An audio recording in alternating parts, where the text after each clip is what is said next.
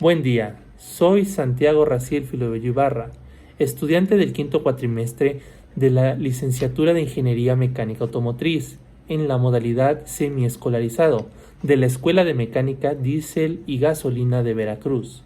En este video hablaremos sobre los temas aprendidos sobre la asignatura Laboratorio de Diagnóstico Automotriz OBD, impartidas por el ingeniero Alan Gabriel Hernández Viveros.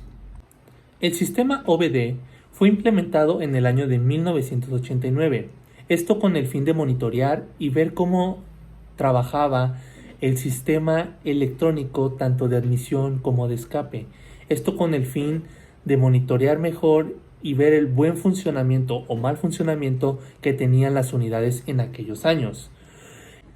Entonces, sabemos que el OBD, su objetivo principal era cuidar muy bien las emisiones de escape en los vehículos, ya que la contaminación se excedía, y más en Estados Unidos, principalmente en el estado de California, donde su índice de contaminación por vehículos automotor era muy alto.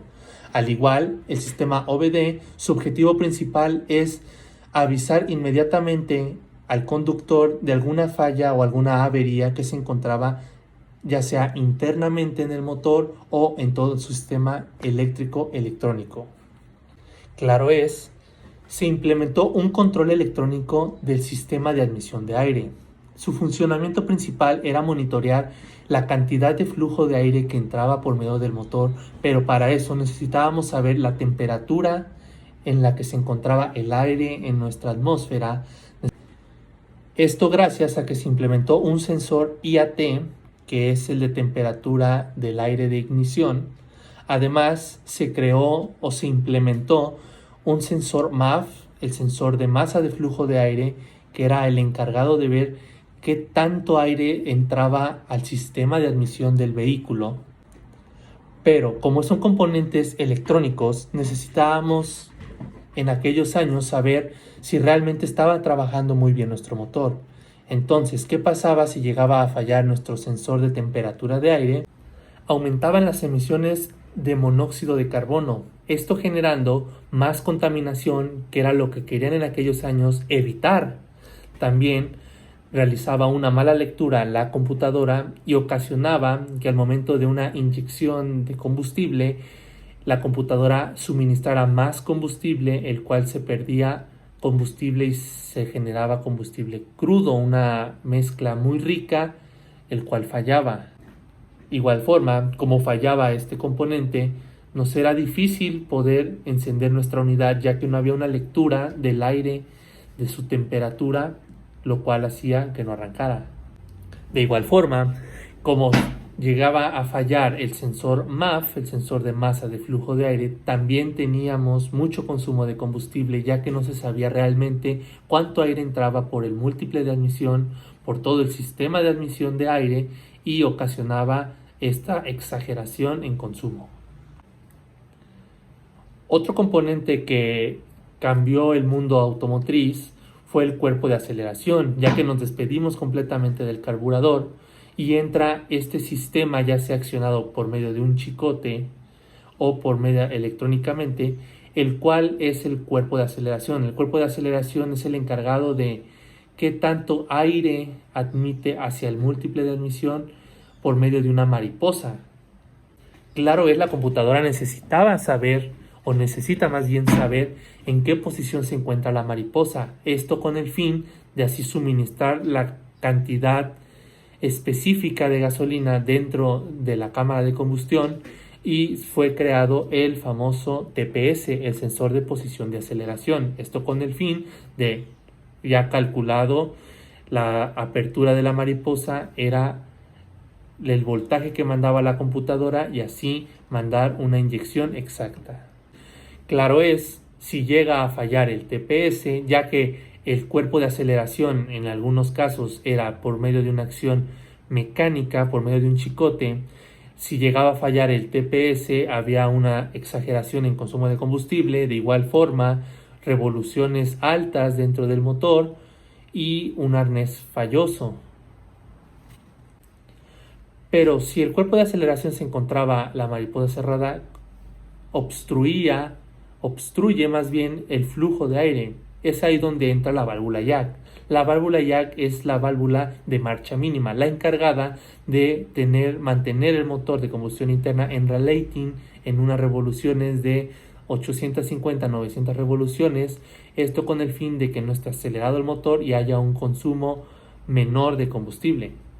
Claro es, como es un interruptor, es una válvula de marcha mínima, si llega a fallar, automáticamente el vehículo se puede apagar.